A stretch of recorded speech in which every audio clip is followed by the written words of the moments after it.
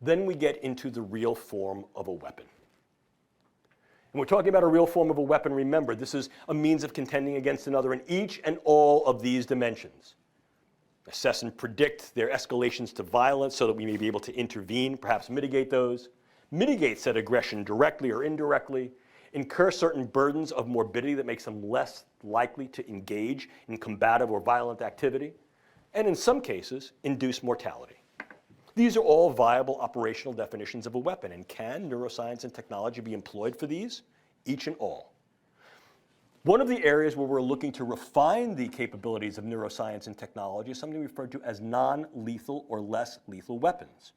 And while one might think that the ethical argument strongly supports these directions, here too, there is in fact a strong discourse that pushes back against any potential military or warfare applications of the brain sciences that I think you need to understand. The reason I bring that up is that this can do two things. Number one, it creates a posture where the neurosciences cannot and should not ever be used for these types of operations. Please understand, my feeling on that is, wouldn't that be a wonderful thing? If we could in fact look ourselves in our eye as humanity and say we shall never employ science and technology for those means that may be destructive against others, irrespective of whether or not those individuals are aligned with our ideology and our beliefs. Yes, that would be. The reality of the situation poses itself as something quite differently, however.